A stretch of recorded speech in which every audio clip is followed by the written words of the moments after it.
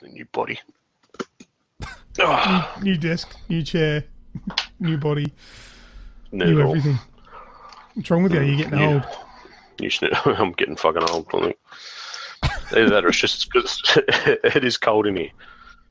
I'm still recovering, so everything's just that. You know that I'm still a bit crook ache. That's kind of what it is. You're recording this, aren't you? Yep. Yep. I'll just sort that. Just listen to the old bastard ramble. Yeah. This is Snoogans coming to do the podcast with us, co-hosting for the first week, telling us about how old and creaky his bones are. Oh, the bones are not the only thing. You know, because I got that we're recording voice on, didn't you? Kind of, yeah. Just clicked halfway through there, and I'm like, oh my god, yep.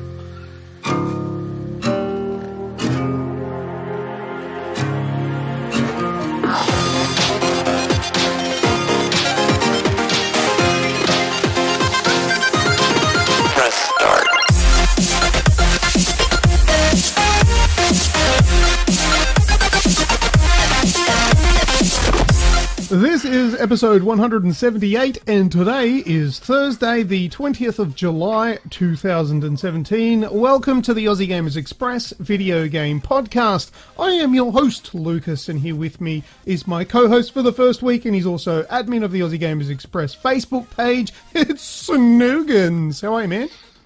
What's up, man? How are you? Oh, I am very good. Now, quickly, I'm going to address the question that people are going to be asking. Where the fuck is Red? Okay, he's not doing the show this week. Where the fuck is Red?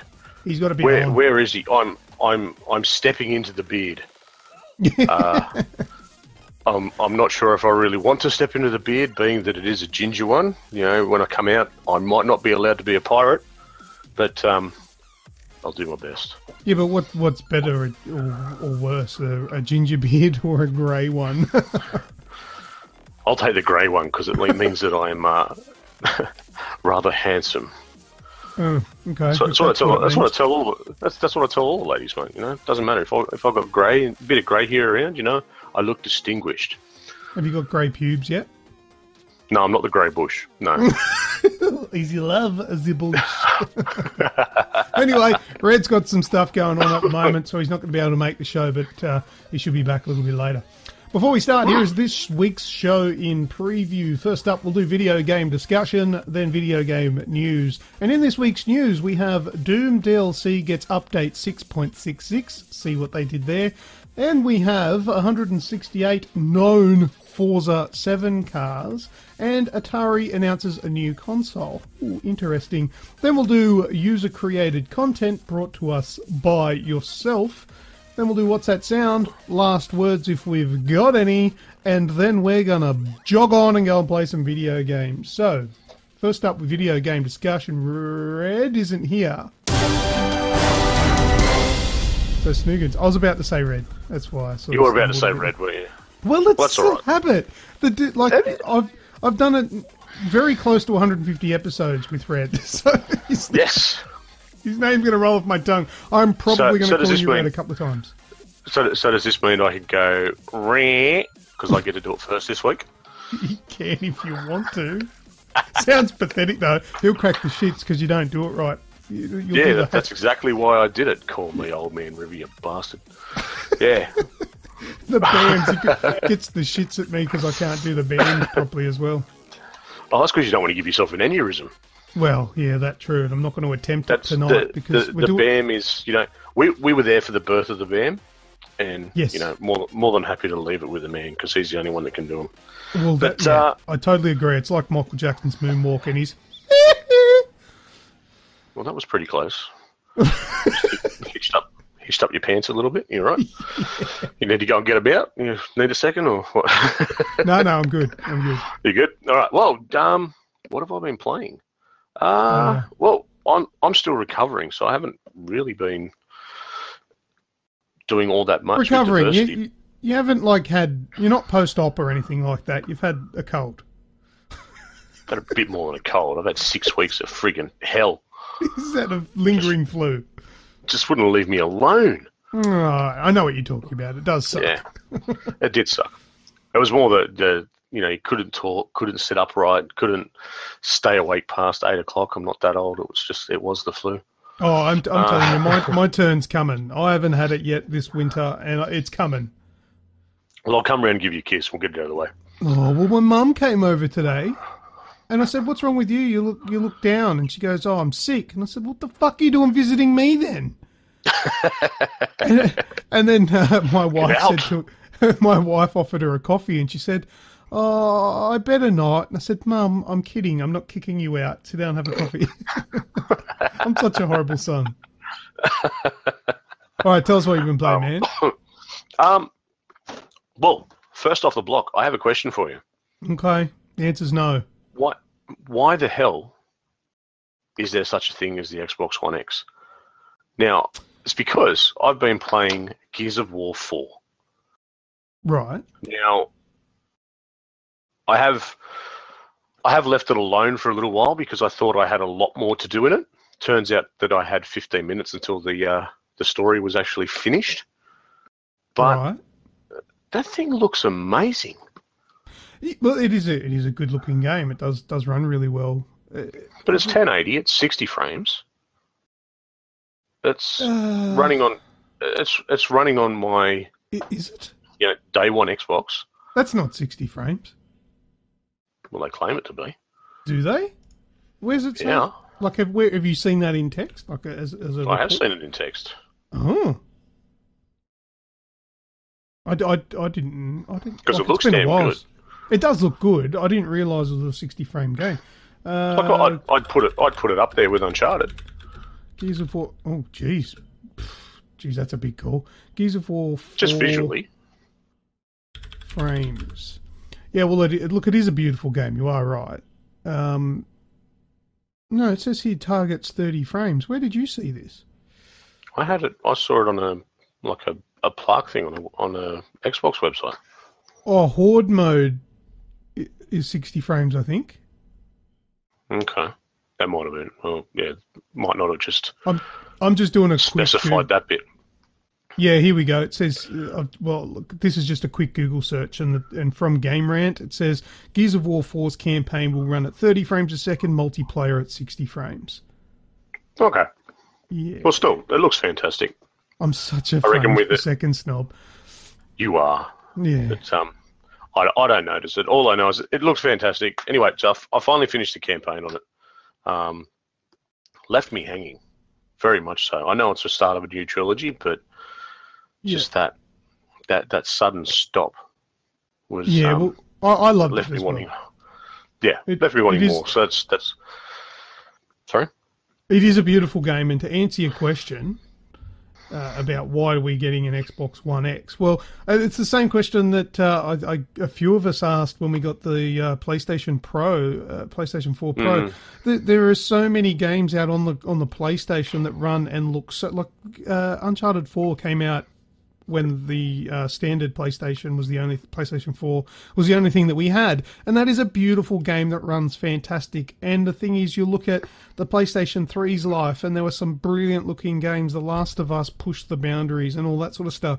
We don't need a PlayStation 4 Pro, and we don't need an Xbox One X, but I think these respective companies are trying to bridge the gap between PCs and consoles, and I think it's a maybe just a want for the sake of being able to say that we're closer to PCs. As for performance-wise, the games are able to produce amazing things when the games are made for the console and not just ported over. When they're optimized to the max, the standard consoles that we've got do run fantastic looking games. Yeah. We don't need them. But in saying that, they are nice because they are better. But it's there's so many things there for and against. Yeah. It's a bit shocking when you think about it, and you sort of see that something that's can run exceptionally well. I don't know. Maybe it's just because we grew up in an age when the latest graphics, was still squares. Nothing was rounded. I mean, look, I absolutely love graphics. Like graphics can get me through a game. I mean, I've played games before just because they look pretty. You know, it's not the be-all and end-all. It doesn't mean I'm going to enjoy it very much if it just looks good. But it'll definitely draw me in because it's an aesthetic thing. It's the way it looks. And it's what I see. And generally that's what you see before you ever play a game. You don't watch a trailer and get a sense for the story because you're only getting a little teaser. You don't really get anything else other than the graphics. You can't sense the gameplay because you're not playing it. You only sort of guess what that's like. But the actual visuals can be portrayed in a trailer, and that's the first thing you see. I do love great graphics, but at the same time, I don't think these upgraded consoles are $400, $500, $600 better than what we already have. Yeah, see, it's pretty much where I'm at too. And by saying that, like they're worth the money that they're charging for it, but for us, we're paying for. Paid it once. That's it. Yeah, if you're just stepping into the market, like as if this is where they started, it'd be absolutely amazing. Believe me, if I didn't have them, I'd have the Pro and the One X. But I've already got the PS4 and an Xbox One, so yeah, that's the issue for people in our positions. But in saying that, I don't know. Maybe they may bring out some things that really do wow us. Who knows? Fingers crossed. Anyway, so also staying on the Xbox, I've played Elder Scrolls Online, a bit more of the Morrowind expansion, and mate, I'm actually really enjoying it. Yeah, no, I remember you saying a little while ago on one of your Sunday sessions, I think it was, that you very easily get addicted to that kind of game. Yeah. Well, after Skyrim and the stupid amount of hours that I put into that, just the whole realm and the lore, and that you can play different races, play different ways, and I've I've always played Skyrim as a Nord or a vampire. Or ended up being a vampire, I should say. And this time around, I've actually gone the Katish, the cat people sort of thing. Oh. Which I can never get their name right. Yeah, but I know of it. You can pretty much play as a thief, a sneak. This little backstabbing turd. That you can just sort of. It's brilliant. It's a completely different way from playing something where you're this big, strong Nord to then having something where you've got to use the shadows. You've got to, pick your mark, pick your target properly. It's a brilliant way to play. And the community, I've not really ever been involved with a community like that when everyone's so willing to help. For instance, like you see something like. Take the Division, for instance. Mm-hmm. If you get downed in the dark zone when you're in there by yourself, someone runs past, they'll generally just keep running, or they'll finish you off to take your loot. There was a couple of times where I've wandered off the beaten track, ended up with a monster that was a bit too much to handle. Then out of nowhere, someone with a ridiculous high level comes bounding on in, saves the day, saves me, then throws me a healing potion as well, and then off they go and do their thing. Yeah, and that's nice. I guess with the Division, there's an incentive to kill you. Well, that's true, yeah. And I've done it enough. There's probably plenty of karma behind it. Yeah. The race, is it the Khajiit? Yes. I don't know how to pronounce it. Yeah, that sounds about right. Yeah, Bikajit or something. Actually, I think I've got a website here that wants to play it for us. Let's see if it plays and pronounces it. Hold on 1 second. Khajiit. It's very quiet. Khajiit.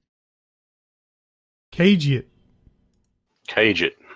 Kind of like it was saying it was Cajun. Yeah, Khajiit. I don't know. Grew up in the swamps of Louisiana. It sounds Indian. Looks Indian. Hello, my name is Kamal Khajiit Gagandeep. Other thing on there is a bit of Forza, jumping on a couple of laps here and there. a little bit of Need for Speed through the joys you're all of the Xboxing it up. Yeah, well, EA Access, mate. It's just sort of been playing not much on my PlayStation. My PlayStation's here in the office with me. Mm-hmm. And it gets cold in here, mate. So the Xbox right. is out in the lounge room where it's warm. Oh, okay. Yeah, No, that's good. Over on the PS4, it's been pretty much Rainbow Six, and been playing that with yourself, with Red, with randoms. Just been getting in and leveling up and having a bit of fun with that. The Division, found a few more people to start running around with on that. And last but not least, what we got up to last night. The Destiny 2 beta. Destiny 2 beta. Now, look. Sorry, go ahead. It looks good. It plays very good. Mm-hmm. But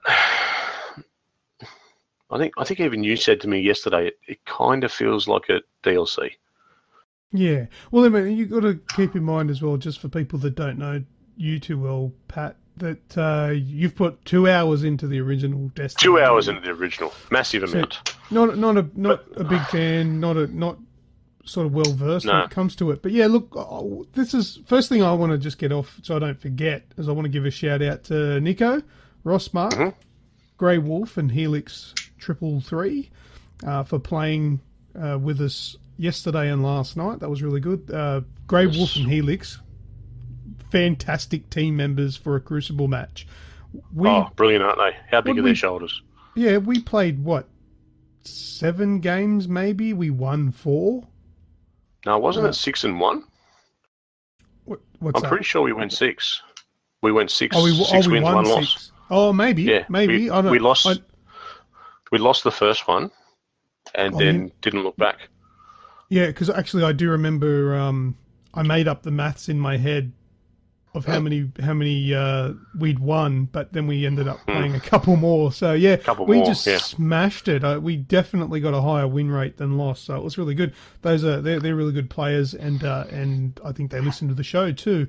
So thank you very much, and thanks Nick. Cheers, guys. Yeah, Nick and Ross for earlier in the day.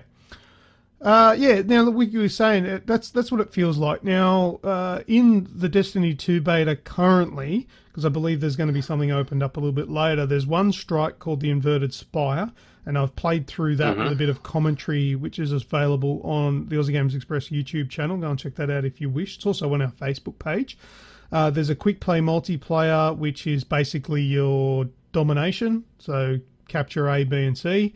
Then you've got competitive multiplayer, which I haven't tried yet. It is apparently a different map, but I can't comment on that because I didn't give that a go.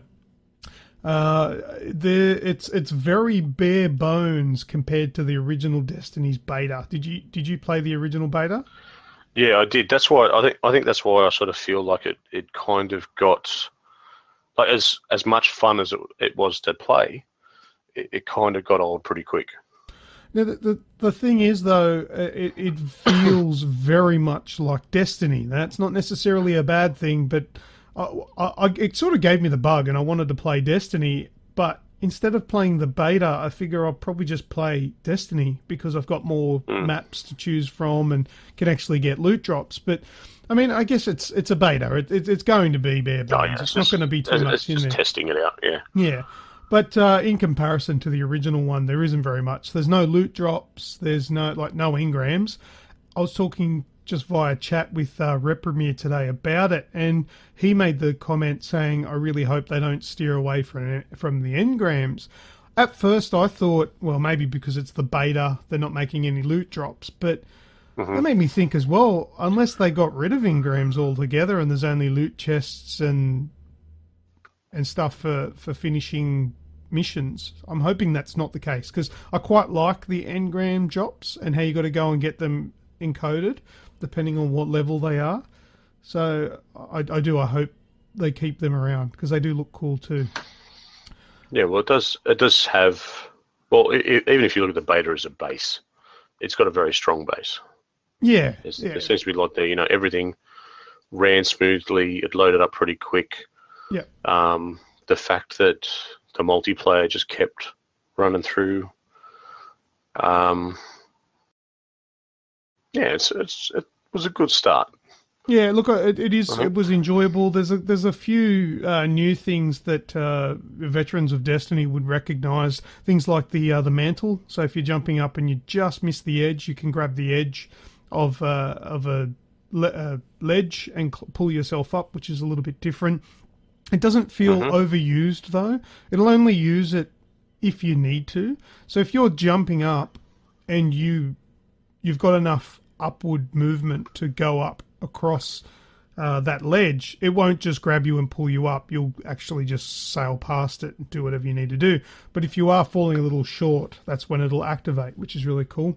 There's new abilities that you can use now. So you've got passive abilities as well. There's new weapons. I'm a big fan of the grenade launcher that you can pick up.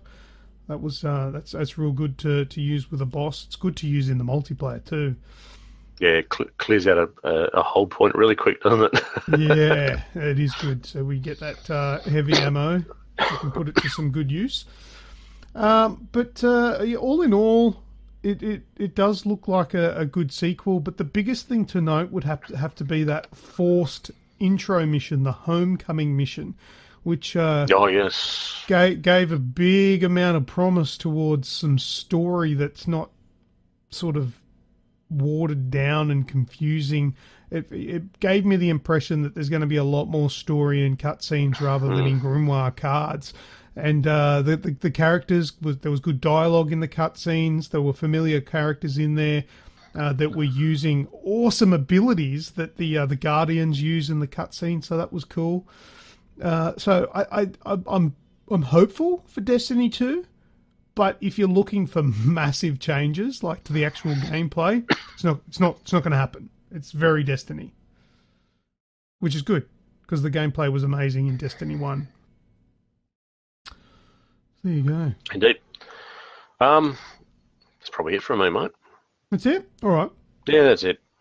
Well, I'll crack through a couple more. I don't have much more to go through, but I've got Rocket League.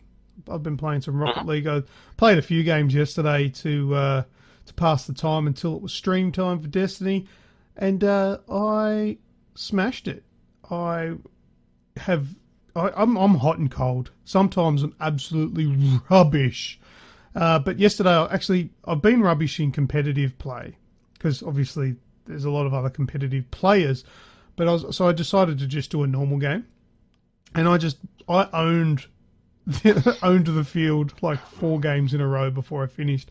And geez, that's a good feeling. I might have been playing nufties, but I don't care. I was winning. I'd like to get that one just once on that game. Oh, I was up towards the top for the first 2 weeks, and that was about it. Then it just went downhill. Once people learn how to fly. Yeah, that's it. Yeah, I'm getting better at that. So yeah, Rocket League is a staple. That's there every week. Now the next one I've got is another Xbox One game, and I'm really thankful for the Xbox One this week because I started playing on my iPhone Sonic the Hedgehog because they've released all the Sega games. Mind you, Sonic's been on the iPhone for years now, but I picked it up again and started playing it, and I really got the bug bit me. I wanted to play Sonic, but playing it on the touchscreen on a smartphone was not going to cut it. Not a game like that. You need reflexes, reactions. I need physical buttons for that because I was dying so many times because I'm pressing the button, not realizing that my thumbs moved across on the screen off the imaginary D-pad. I've played that and then tried to twist my phone, so I thought I'd better put it down for a while. Yeah, so it was rubbish. So I was thinking, I want to play it with a controller. How am I going to play it with a bloody controller? And I went onto the PlayStation 4 and did a search to see if there are any Sonic games on there. Seeing as there's all those old games that come through, there's no Sonic. I'm like, ugh. So I jumped onto the Xbox and did a search, and Sonic the Hedgehog 1, 2, and 3, and CD and all that sort of stuff are on backwards compatibility on the Xbox One. I'm like, ooh, $5 purchase, for Sonic Excuse the Hedgehog? me. I'll be back in a sec. Oh, you got to go buy it now. So I bought it, $5. I bought it last night, and I played a bunch of it last night, probably 1 a.m. in the morning. And one of the saving graces, and I'll admit, probably the only reason why I managed to finish it today, is it's got a save feature. Oh. So I saved the game, went to bed, come back to it today, and I finished it. I finished Sonic the Hedgehog for the first time since I bought that game when I was just a little kid. Mum bought it for me on the Mega Drive. Actually, I think I had it on the Master System 2.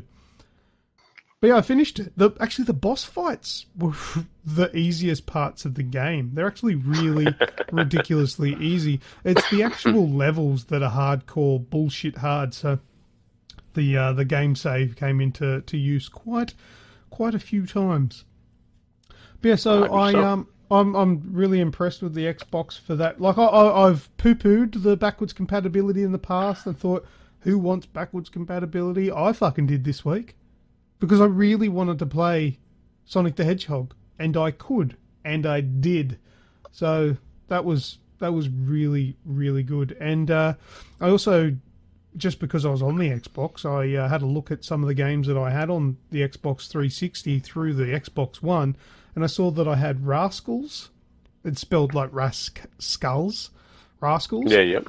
And I downloaded that because that was a game I played ages ago, and I was playing that as well. It's basically a racing game, and it's up to 4 players, and you use a wand thing to bash through blocks, and you like dig through the ground, and it's just a race to see who can get to the finish line. It's kind of like, remember that Gianna Sisters game? Yep. The racing one? Yeah, it's kind of like that, but good. It's pretty cool. I tried to play an online match, but that was never going to happen. Nobody would be playing that game anymore. No one's there. Yep. No. But you could play private matches as well as local matches and stuff with it.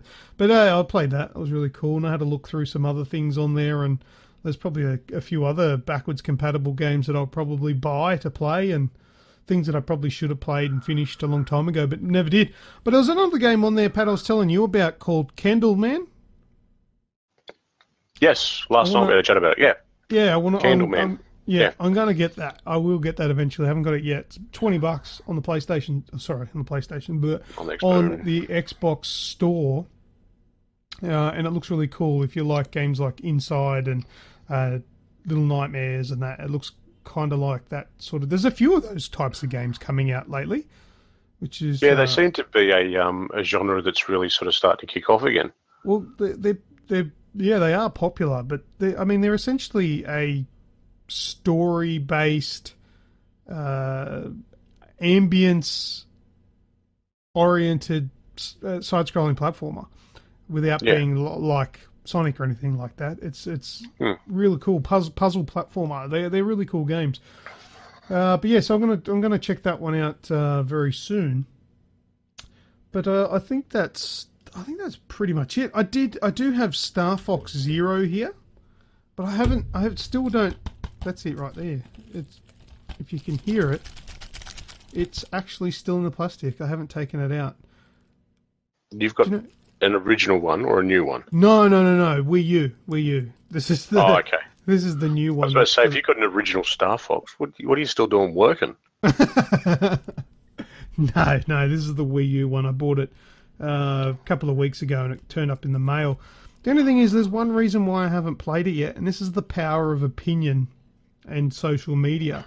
I posted a picture up on our social medias that it arrived, and I was looking forward to playing it. And Rusky Big Muskie replied back and basically told me that it's rubbish. And it's put me off bothering to play it. I mean, I know I've got it. Did Nick drool over it?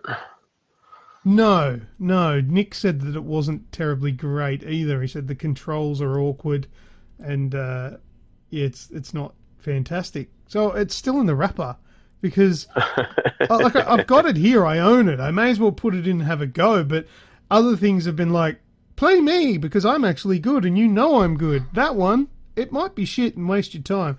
I will eventually play it, but I haven't played it yet. Star Fox Zero on the Wii U. I will get around to it. I paid for it, so I bloody well should. But, yeah, I think that pretty well covers my week, man. I'm sure I'm not forgetting anything. I probably am. Any more PUBG this week? No, I haven't had PUBG. There is something else, man. This is bugging me. I know there's something else. I'm going to turn my PlayStation on. And see, yeah, in the boot up sequence, because this is the PlayStation, this is the old PlayStation. It may start a jet engine going, but I don't know. We'll see. All right, it's on. Let's log in. That's why mine's turned off. You wouldn't hear me if it was going. No, there's nothing. No, there's nothing on here that's reminding me or anything. No, I'm imagining shit. Never mind. All right, well, that's all I've got pretty much for video game discussion. Pat, unless you've got anything you want to add? No. All right, then. Well, that's about it, mate. Yeah. We may as well move on to video game news.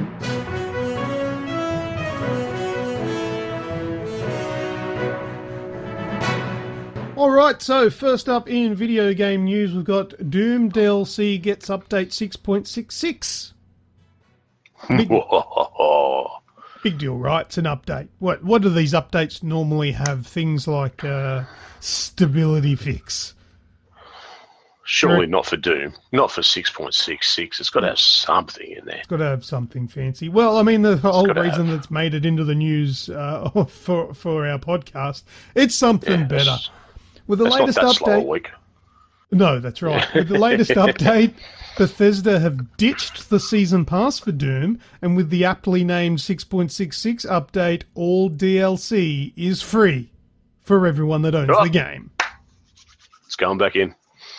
Have you got it? Have you? I don't have it. I have. I don't know. But there you go. So anybody that has the game can get all the DLC for nothing now with the latest update, 6.66. As a bit of a celebration there, I've got some quotes here that I'll run through. We've retired the Doom Season Pass, and we're making all of the multiplayer DLC content available to all players. And this is from Marty Stratton on Bethesda.net. That's 3 multiplayer DLC packs, which include 9 of our best maps, 3 additional guns, 3 additional playable demons, new equipment, armor sets, and more. That's on top of the modes and features like bot support that players have been enjoying since last year, or late last year even. So there you go. That sounds really cool that they've done that. I like it when games do that, especially when they're games that like you actually want to play. Or games that you don't have the season pass for. Yeah, there you go. Although so it's over 12 months old now, though. So I think it was May last year it came out. It'd be really annoying if you bought the season pass last week, though. Yes. Yes, that'd suck big time. But anyway, so there you go. For all you people that like the new Doom, go and chuck it back in. Get it updated, and you'll have some free shit there waiting for you to play with. Okie dokie. Next up in the news, Snoogans, you got this one. Forza 7's first 160-something cars revealed. Tell us about that. Yes. So, so as of today, there's 167, I think it was, cars that have been revealed. We're not going through the whole list, obviously. We've got a post up on... No, I don't want to be here all night. got a post up on aussiegamerstv.com. So make sure you head on over, I should say, check that out, and start salivating, really, because there's due to be over 700 at launch, which is September 29. So between now and September 29, every week the Forza garage will be opened, and more cars brought out. But some of there's been a couple of big names in this first drop. The biggest is probably the one that we saw actually at E3. What's the name of it again? It's the Porsche. So the 918 Spider. Okay, That's yeah. not the one from E3. The E3 was the new 911. So that'll be in there somewhere. But yeah, so today we've got Porsche 918 Spider, the Lamborghini Sesto Elemento, and the Ferrari number 23, the Ferrari Spa 330 P4, which I'm not the biggest fan of Ferraris, but that thing is a beast. So yeah, make sure you head over to the website and have a look at that. There will be some nice high-res images to go along with it as well that you can steal and use as your wallpaper and show off and dribble and drool over until September comes around. See, when I hear that there's going to be 700 cars, I'm thinking, wow, so there's going to be 690 cars that I probably never see. Yeah. Well, I'm not a massive big car nut. Like, I'll enjoy playing the game, but yeah, I can't imagine myself. Well, I don't really imagine anyone playing with all of them. No, it's like anything really. It's there for choice. Yeah, you can if you want to. It doesn't matter what. Yeah, it doesn't matter what you play. You always get sort of drawn towards your favourites. Are they going to have like the Nissan Micra? God, I hope not. They probably will. 700 cars. They're going to have to go and grab like the Datsun 180Bs and shit. Oh no, there's more. There's enough out there. There's 27,000 different variants of the Ferrari P4 that they can come up with. Are they going to have the one of the like the Teslas, the electric cars? What about if you get a self-driving car and you just sit there and you don't have to do anything? Just sit back and win everything. Well, they are fast, but then they are. You have to pull over halfway through the 24-hour race and plug it in. Yeah, and then you get the smart person going past with the great big unwashed beard because he's a green bloke. He's got sun bloody panels on top of it. Hey, Greg. Yeah. How you doing? Say us. Yeah. Yeah. All right, yeah. So 700 cars. That's out now. Lots of cars. Well, lots mind of toys. you, that's 700 cars on launch. Mm-hmm. So there's going to be more because they'll have DLC. Yeah, well, there's already a. I think there's a special edition you can order with another 12 cars that come with it, and then there'll be car packs, and all the Forzas have got car packs and things to put in it. But just like Xbox, they're doing this again. If you buy the super duper expensive version, you get it like 4 or 5 days early, the release of the game. Yeah. Because it comes out early October, I believe. You can get it like September 29. What's that? September 29. Yeah. September, early access for the Ultimate Edition, yeah. That's right, yeah. So September 29 if you pay the big bucks. Mm. That's mean. I don't like that. They did that with Gears of War. They did that with Forza Horizon 3. I don't like that, letting people with more money play it first. Yeah. I don't like that. I don't like the idea of pre-orders altogether. Yeah, but I say pre-order the game and you can play it early. That's a nice thing. Hmm. But not pay us $160. Yeah, I don't know how much it is, but yeah, not having to pre-order the top of the range. If you pre-order any of them, you should get it. Yeah, that's what I mean. Of days early. That's what I mean. Yeah, pre-order any of them and get it early. Hmm. Like I suppose they'd only be able to do that on the digital edition. I don't know how they do that with the store. Maybe they could. But anyway, there's a lot of cars, including, as you said, there's Ferrari, Aston Martin, Lamborghini, Ford, Lotus, Maserati, McLaren, Porsche, Radical, TVR, Scania, Zenvo. What the fuck is a Zenvo? That sounds fast. Yeah. It sounds like a car that's at peace with the fact that it's really fast. Yeah. The Zenvo. The Zenvo.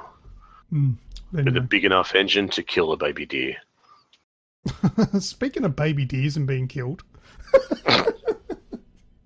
No, Bambi, no.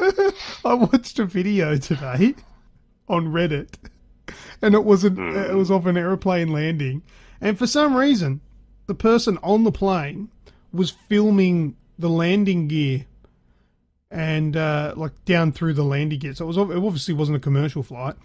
So they're filming the landing gear on this plane, and as it landed on the runway, it's collected a goat. Oh, God. It just exploded. I'm a sick freak. Anyway, let's move on to the next piece of news. Well, at least it didn't sound like two dogs when it touched down. It was just a...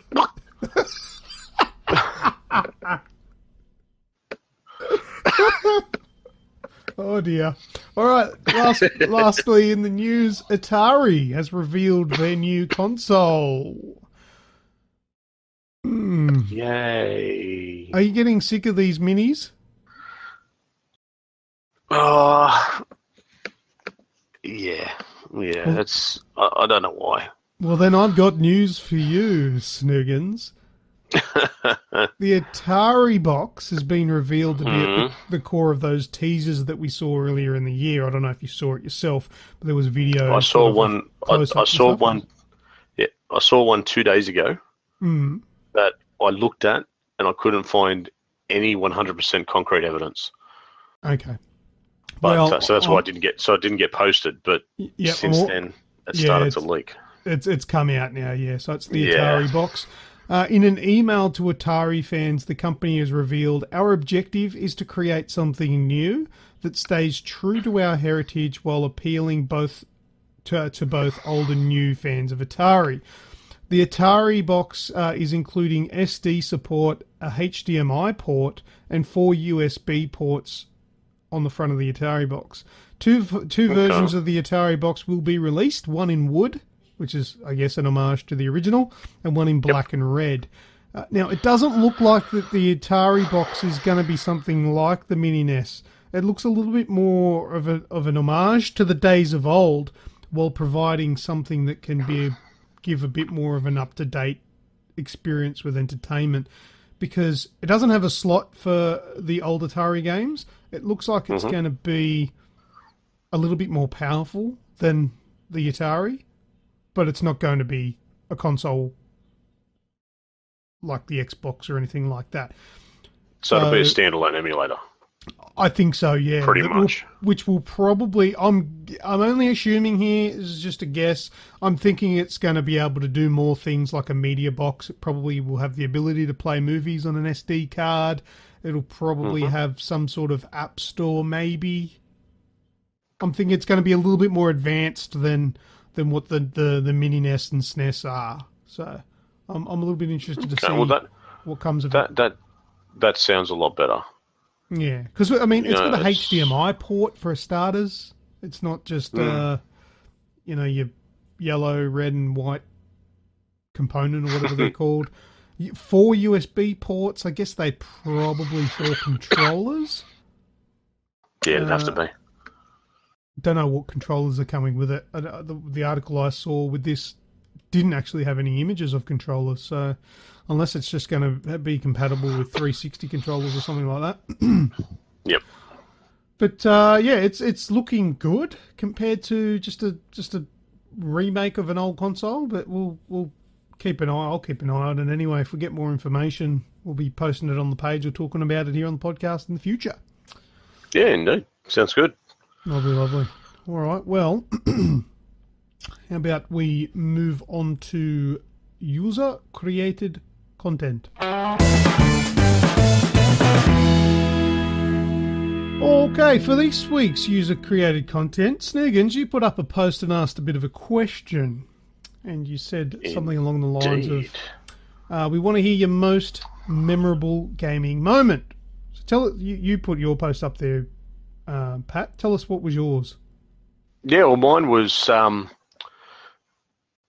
can still remember the very first time I got into an online game.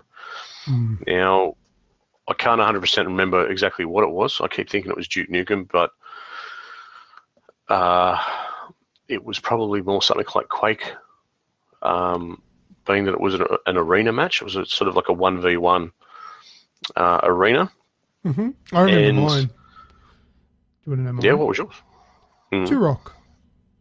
Turok? Yeah, Turok Dinosaur Hunter or whatever. I think it was actually Turok 2. The first time I actually got onto an online game, it didn't work very well. and I just kept getting No. killed because I had no idea what I was doing. But yeah, it was Turok 2. Oh, very nice. Yeah, well, the first time I booted it up, it was sort of like, running around the map, the old keyboard and mouse setup, and finding another person, but there was no shooting going on, so to speak. It was, holy shit, and you're sort of like messaging away, and whereabouts are you from? And this person I was actually playing against was from the US, and we're talking, jump here, go and have a look at this, and we're just doing stupid shit, jumping around, just absolutely amazed that it was the first time, you could do something like that. So that's probably my one. I do have a second one that actually involves good old Roy Boy. Oh, yeah. Yeah, because you guys have been mates for a very long time. Yeah, we've been mates for a while. And so it was myself, Roy Boy, and Metal Gear Solid. Oh. Playing it on the PS2. He came around for a little bit of time while I was playing it, but I didn't have a... That would be Metal Gear Solid 2. Metal Gear Solid 2, yep. Yep. Didn't have a memory card at the time. Oh. So couldn't save it. So he helped me play it from start to finish in one sitting. Oh, that's a good memory. That's a good memory right there. Yeah, that was a bit of fun way back in the day. That's one of my most favourite Metal Gear Solid games to date.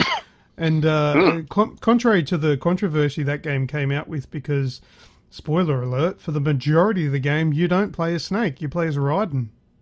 Yeah. Yep. Yeah, a lot of people bagged it for that, but I love the game. The game itself was absolutely phenomenal. Yeah, absolutely. Yeah, so that's probably two from me, mate. It's probably the most sort of fun and from way back when. Yeah, they're awesome memories. That's really cool. Now, look, I mean, there's probably, it's one of these things when you say the most memorable gaming moment. Sometimes it's really hard to think, and maybe in a couple of weeks' time I'll think, oh no, that was more memorable than that. But anyway, what I've got is the going back quite a while. All of the biggest memories are a long time ago because they were amazing to you. Then they sort of become the norm as you get older. Yeah, yep. But put Mega Drive playing. Well, before the Mega Drive came along, but I used to play Mortal Kombat in the arcades, and actually when Mortal Kombat was in my hands on a Mega Drive cartridge when it came out on that, actually playing Mortal Kombat on my TV at home, not in an arcade, that's amazing. That blew my mind, because to me back then the graphics were as real as I'll ever get. It was... Well, with that, it was because they were actually real people that they used. That's correct. They did use real people. It's just, digitized real actors. Because I remember I heard an interview with Ed Boon, creator of Mortal Kombat, and he was saying how like they had people, like they were up on like little step ladders, getting the poses up off the ground and all that sort of stuff, and some of them got hurt and all that sort of stuff, doing the moves that they did capture. Yeah, it was probably one of the earliest forms of motion capture. Yeah. So yeah, pretty impressive there. But that blew me away. And I guess sort of in the same sort of vein, the Sega Saturn, although a bit of a failed console, it brought more of those things from the arcades into my home, and it was just unheard of. Like back then when we were younger, the console games that we had at home were very, very simple when compared to very basic stuff. Yeah, and it was the games in the arcade that had all the fancy power to them and the better graphics and all that sort of stuff. And the Sega Saturn brought Daytona USA into my house with a steering wheel. Like, and also games like Lethal Enforcers, actually using a light gun on my TV. It was those sort of things. Because I had it was like a blue gun. I've still got it. I can't remember what it's called. And yeah, you used it for those kind of shooting games where you're shooting at the screen. So those kind of memories, bringing the arcades into my house, they were big memories when I was a kid. But that's me. So all right, how about we read through some of the ones from our community members, seeing as though this is user-created content. It is user-created. Yeah, so look. Paul David Klenick got back to us first, and he said, playing Medal of Honor, Allied Assault, and experiencing the beach assault scene was mind-blowing at the time. I played that too. Have you played that? I have, and it's even just, replaying it in my head, it's still mind-blowing now. It's yeah, because I remember playing and going, oh, this is Saving Private Ryan. Yeah, and it was actually it was pretty full on. It was, definitely one to stick in the back of your head, isn't it? This is I reckon this is absolutely a nostalgia thing that can be ruined. Though I believe that if we go back to this game, it's probably going to be rubbish. Yes, it's one that stays in the lofty heights that we've put it in from our past. We'll just leave it there. That's exactly right. Thinking about it now, I'm thinking how great it looked and how great it played. But yeah, if you go back, that memory will be destroyed. I believe. I'm not going to do it, so I won't know. But yeah, good. That's a very good suggestion, Paul. I totally agree with you. That is definitely a memorable gaming moment. I remember playing that one too. Next up, we've got Martin Creamers. He says, mine would be watching the Final Fantasy VII opening scene for the first time and being blown away. I couldn't believe what they managed to do with simple hardware. Now, Final Fantasy VII from Final Fantasy from the beginning of time, they've always had fantastic cutscenes, haven't they? Yeah, but 7 is an enigma, really. Well, it is. What they managed to do with the opening scene in 7, I've actually never seen all the way through. But the amount of people that speak about it and hold it in such high regard, just the way that it sort of mixes the video and then, out walks Cloud as he gets off the train and just continues to this day to blow people away. And I can't wait to see what they do with the remaster on that one. Yeah, exactly. I'm very happy for the remaster because I haven't played Final Fantasy VII. I've not properly played really any of them. And first one I've played the most of is the one that's still currently under review, Final Fantasy XII. But I did buy Final Fantasy VII on the PlayStation 4. I played it a little bit, but I succumbed to the fact that I've missed my opportunity. The game's way too old and dated for me to enjoy. If I'd played it back then, maybe I would have got away with it. But today it's so old and dated that it's a bit horrible. And I don't mean to offend anyone that absolutely loves it. You've got that nostalgia aspect. No, I think anyone that tried to play it now would understand that for the first time. Even if you're playing it and you've played it 100 times, if you play it now compared to back then, it does feel slow and it does feel clunky, but nostalgia gets you through all that.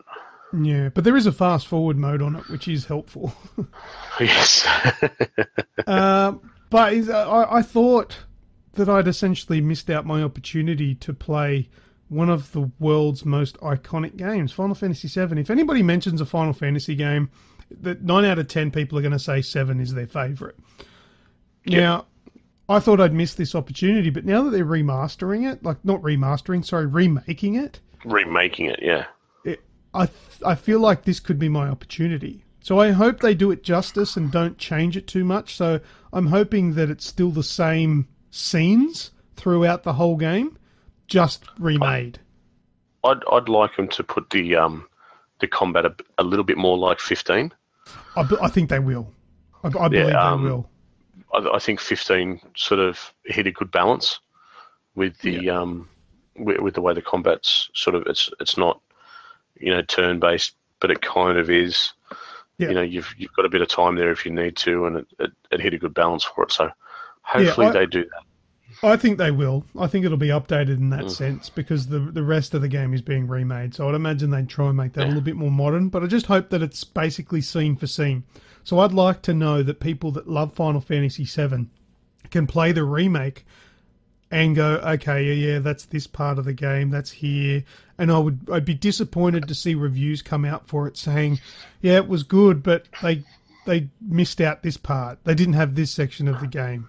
This part, you know, apart from you know, if we're lucky enough to be able to review it and get some information out there, apart from what we put out, there is only going to be one other review that I will read or watch or view anything in regards to Final Fantasy VII, and that'll be Rob from PlayStation Access. Okay. So they're based on YouTube, PlayStation, all over the shop. Rob is an absolute fanatic, and if you ever want to hear someone talk about Final Fantasy VII with just pure, unadulterated joy, you listen to one of his talks about it. And he's actually been lucky enough to actually get some of the very early footage of what they're doing. And mate, like a kid on Christmas, it was absolutely brilliant to watch, and it does look phenomenal. And all that they showed was literally the train pulling into the station and Cloud getting out of it. And I thought this guy was going to wet himself. He absolutely loved it. And you know, excuse me, when they made this video, who knows how many times he'd already seen it. But yeah, he still was absolutely loving it. So if that's anything to go by, it should be good. It should be good, yeah. All right, moving on to the next one we've got from Rusky Big Muskie. He says he's got a bunch, as do I understand that. But I have to say the tension, stress, and gripping story of The Last of Us. Love the game, but have struggled to replay. The game truly stresses me out, but still so many more memorable moments all the way back to the beginning. Amazement with the video games like Pong and Space Invaders. Now, look, Rusky, you know I would totally agree with you here. It is a massive, amazing game, which is The Last of Us. I did have stress and tension, and I absolutely adored the story, sort of the first couple of times through. But I've played it that many times now that I just know when everything is going to happen and how it happens. Because I've platinumed the game on the PS3. I've platinumed the game on the PS4. I've even gone through and I'm 3/4 of the way through my grounded playthrough, which is kicking my ass still at this at the hunt. But I'm still trying to go through it. Sorry. You're in that position. You're in that position now where you have to beat it. Oh, it'll happen. I don't know how long it's going to take. I'm hoping they remaster it again for the PlayStation 5, but it'll happen. But I don't know how long it'll take me because I put in an hour or so every now and then and have to put it down because it's very frustrating, which is probably my downfall because every time I start back up again, I've got to remember the techniques that don't work and the ones that kind of work to get through. But she's tricky. And even watching online tutorials on how to do it, it doesn't really help. It's one of those things you've just got to get it right on the day. Yep. But yeah, so totally agree. Yeah, that is a good memory. Sorry? Yeah. No chance for slipping up. You slip it up on the level you're on now and you're gone. Yeah, well, that's right. You need to nail it. You need to be spot on. You can't make any mistakes. Otherwise, it's game over. Because you're playing as Ellie. And Ellie is very limited with what she can do, so it makes it very hard. And you've got your AI partner there, David, but sometimes he's helpful, sometimes he's absolutely useless, and you never can really tell when is what time. So it's pretty tricky. All right, moving on, we'll go down to the last one. I think it is that we've got from Adam Ryle. Adam. Yep. Probably back in the dial-up days playing StarCraft Online. Met a bloke who is now one of my closest friends. That's really cool. Playing all those 2v2 matches and being practically unbeatable at the time is something I'll never forget. StarCraft, never played it, Pat. Oh, that's probably a lie. I think I did maybe play it a little bit. The original one? I still have 2 sitting here. Have you played it? Oh, many, many times. Okay. Lots of online, lots of time in StarCraft. Okay. Yeah, never one that I got into. I played the similar games like Not Red Alert or Warcraft or... No, it's like Red Alert, Command and Conquer. Ah, yep. I played some of that and Age of Empires, but I never played them online. No, I played a little bit of StarCraft online. Yeah, I don't think I really knew. I don't really think I knew what online play was all about until I got the Xbox 360. Yeah, probably. Yeah, because I'm pretty sure Call of Duty Modern Warfare was the first game that I actually properly played, other than You got stuck into, yeah. Yeah, that I actually got stuck into. The first game that I did play online was Turok 2, but I didn't know what I was doing. I just connected and saw that there were other people running around, and the connection probably ended up disconnecting after a couple of minutes. But yeah, it wasn't till the 360, so I never played any of those online. But yeah, StarCraft, it's just like it's an RTS, right? Real time strategy. Yep. Yeah, it's pretty much a you think of Command and Conquer with aliens, really. Yeah. Command and Conquer, Red Alert, they're all that niche. And yeah, it was just with aliens. Yeah, you're in stars. Yeah, never But very played good. it. Very, lots of fun. But I never played like an especially RTS online. Is it basically you take some time at the start to build up your armies and then attack each other? It's pretty much exactly the same as playing offline, except you've got, real world intelligence on the other side. So you could have someone that's fortifying themselves and just amassing, an army and resources and everything to then do one final push. Or you could have someone that just, gets those resources quickly, builds as many units as they can, and then just rushes you. Yeah, heaps of weak ones or something, and rushes you. Yeah, and then you've got to try and figure out, because you're on the other side of the map, the map's blacked out, you don't know what's coming for you, you've got to try and, strategize in the real time. Fancy that. Yeah, and they should call them real-time strategy games. I know, right?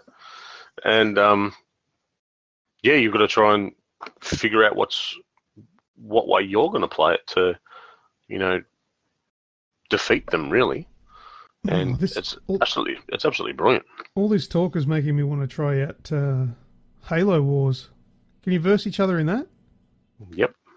Yeah, we should play Halo Wars too. Okay. Sounds like a plan. We've got it there. Right. We'll organise that. Mm-hmm.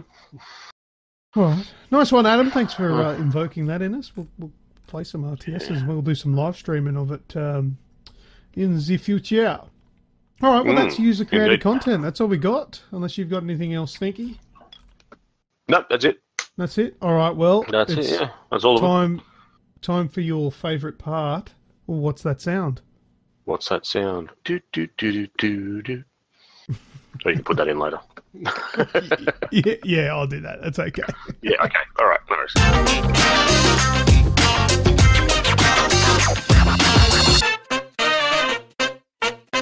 It feels weird doing this without hearing the sounds, because that's what I'm used to. That's it. I was thinking that because during the actual recording, there's no sound effects other than the what's that sound when that plays. Obviously, you can hear that, but all the segment intros is all post-op. Post-op? What do you call it? Post editing. It's done in post. It's done in post. Yeah. There you go. That's the magic of editing.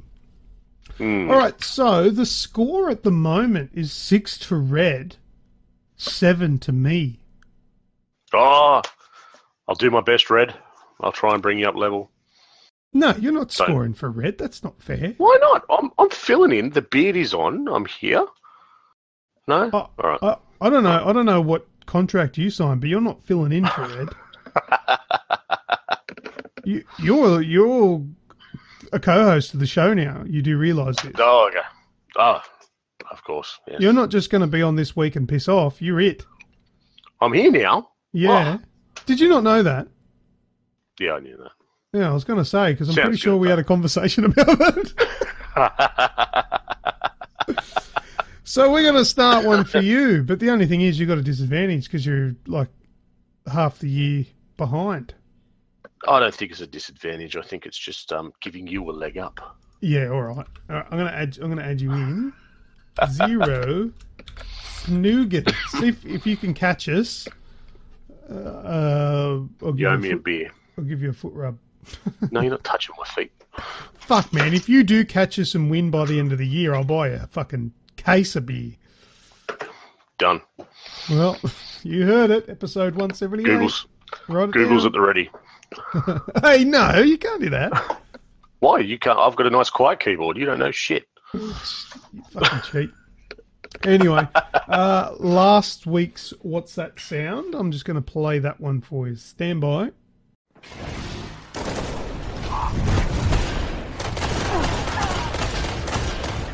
Lost the lead.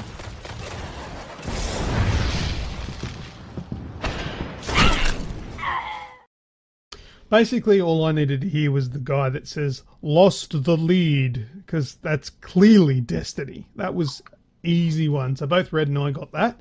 So we both get a point. Actually, I haven't added the points yet, so 6 is on 7. Red is on 7. I am on 8, and I can't speak. Did you get it? Did you? No, I didn't know that Listening at one. home? You could have lied so easily and said yes. No. We're starting off afresh. It's all right. Oh, nice and honest. So that was Destiny. Graham Wright and George Schneider were the people that got free games for that by getting it correct. All right. So, Snoogans, are you ready for the new sound for this week? Let's get it on. This one's from Repremier. It's titled Oh Hell No, and I've not heard it. Let's have a listen.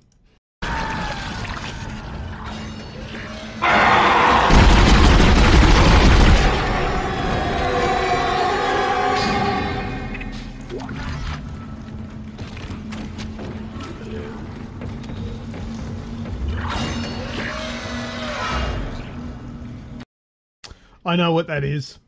I didn't hear it. Oh, it didn't come through? All I heard was at the start, then it went dead quiet like it disappeared. Oh, I'll play it again. See, hopefully I can get it to come through for you.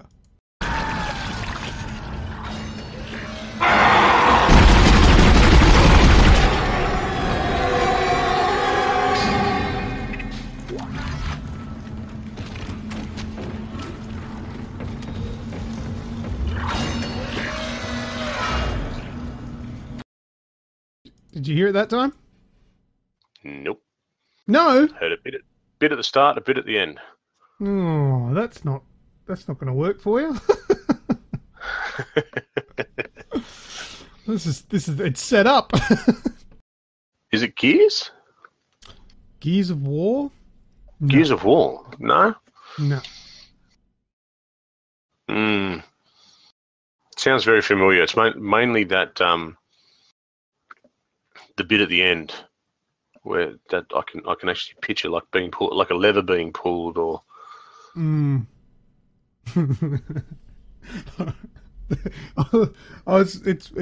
was a bit where I was laughing at you, Pat. But it's obviously been removed from the edited out of the show, so people aren't going to know what I'm saying. But there was a section where you said something about you'll have to cut this section out. Yeah. And you said because of all this in the middle. Oh, you fucking idiot! It is too. That's a door. It's a fucking door opening at the end. Oh, you said the name of the game. Jesus Christ! Oh, how much time did I spend in that game? You said the name of the game without just in normal context. Oh, just in conversation. Yeah, just in conversation. So, you didn't even realise you had the answer. My genius knows no bounds. Yeah. Oh God. I'm going to give you that because you did say the name of the game. It just edited it. That's, isn't it? Oh, that's funny as all hell. Oh, dear. Now, that's going to make very little sense to everybody listening because I'm beeping out the parts we were actually saying the answer. But I'm sure yous will get it. Pat was saying the name without actually realising. But if you, listening at home, think you know what this week's What's That Sound is, then make sure you send a message to our Facebook page and let us know the answer if you're correct. And if you're wrong, sometimes I'll give you the games. Anyway, I've got to go get some new games, actually. I'm running really low. So I'm going to have to top up. So I'll have some really cool games soon. Actually, if you're listening to this and you got the answer right and you want an Xbox One game, I've got some Xbox One game codes that somebody gave to us from the page, donated to us. Let us know if you want an Xbox One game. I can't remember what they are. They're pretty decent. Or if you don't have an Xbox One, just want a PC code, let me know. And I'll send you through one of those. But there you go. Well done, Pat. Got it right. Didn't even know you did. That is so good. All right. Well, that was What's That Sound? Thank you, Snoogans. Let's go into last words.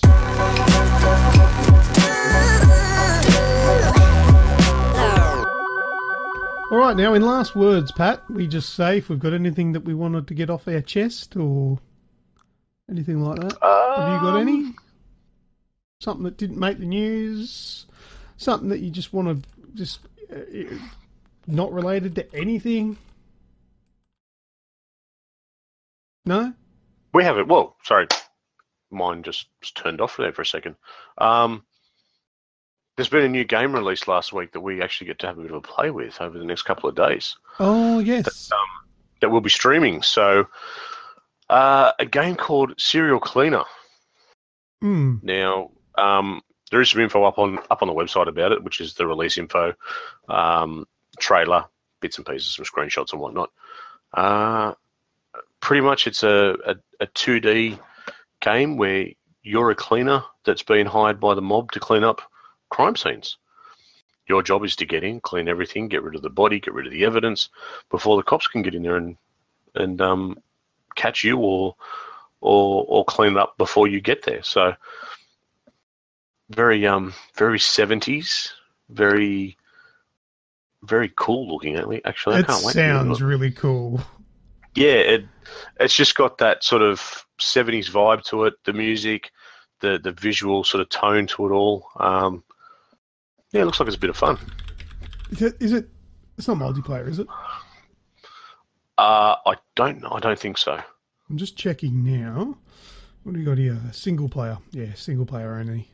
Yeah. So it's only $12 on Steam. $12 US. Yeah, well, it's out now. It's on Xbox, Steam, and PS4. Yes. We'll be playing it on the Xbox, so check out for some streams. Yeah. And the other thing to probably let people know is our Mixer channel has gone live. Yes. What is it? How do we find it? You just search for Aussie Gamers Express. Of course, it's easy as that, isn't it? On Mixer. It is. On Mixer, yeah. So we've so that's gone live now. Still just touching up a few of the images and whatnot, so you know exactly where it is. But that'll all be done by the time this goes live, and yeah, we'll be streaming through that via the Xboxes. I think also, if I'm not mistaken, I think if I'm streaming from my PC using my Elgato, I can stream to Restream, which will stream to everything.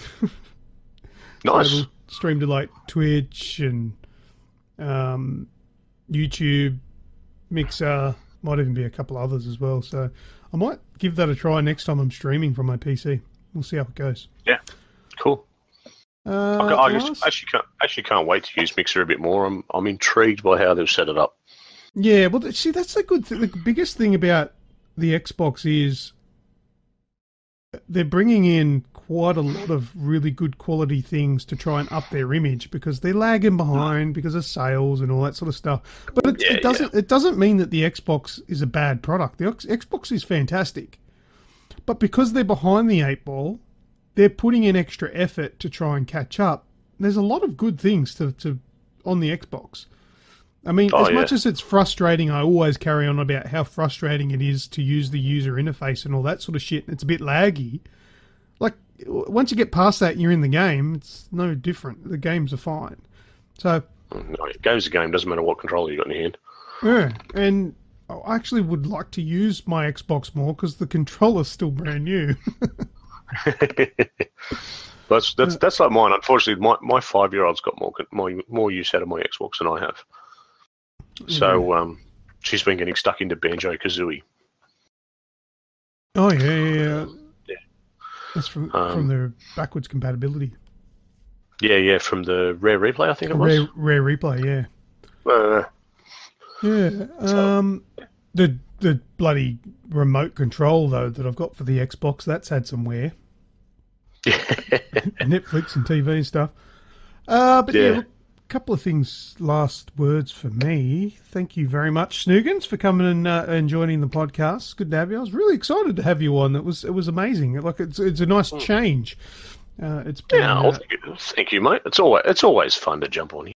Yeah, it's not that you've not been on the show before, but being a never co-host really in an official sense. It's, not as a co-host, more of just a special guest. But that's going to change from here on in. So we've got you along as a co-host. Brilliant. I think there was something else I wanted to mention too, but I think it slipped my mind. Don't know. I think it's getting time for video games anyway. Time for video games, yeah. Can't blow shit up. So that's the show. We had a good show. We had some good news from Doom having free DLC coming, a whole shit ton of cars for Forza 7, Atari's new console. That was cool. What's that sound that you got without even knowing you got it? Awesome user-created content from Paul Clement, Martin Creamers, and Russell Biggerstaff, and Adam Ryle, sorry. Good show. Action-packed show. Indeed. So, I think we can leave it there for this week. Thank you very much to everyone for listening. That's what I wanted to mention. If you're listening to the show and you don't mind us, if you can go across to Facebook and leave a review, that'd be great. The better the reviews are, the better we're going to appear to new people, and we're going to grow the community. So if you could do that for us, it doesn't cost you a cent. You don't have to write anything, I don't think. I think you just need to put a star 1 to 5. And I think you can just send it across with that, or you can write something. It's up to you. We would like a comment, but we're not going to mind if you don't. Just the stars and the review. We'll be very happy. We'll appreciate that, and we'll keep bringing you lots of new gaming stuff. But yeah, so thank you very much to everyone that has already and everyone that will after this show, and thank you for listening to the show. That's all we got. So until next week, I am and will always be Lucas. And I am the one, the only Snoogans. Thanks, everyone. Snoochie poochies. No worries. Thanks, Pat. Snoochie poochies. Thanks, mate. Cheers. Yeah. That's it. We are finished for another week. We are packing up our bat and ball and we're going home. If you're keen for more content before the next show, then head over to the Aussie Gamers Express Facebook page and give us a like. And check out our website at www.aussiegamersexpress.com. We are also on Twitter, YouTube, Instagram, and every other social network that you can think of. Except that weird one that no one uses. You know the one. This podcast is also available on iTunes, Stitcher, and TuneIn Radio. See you all next time on the Aussie Gamers Express Video Game Podcast.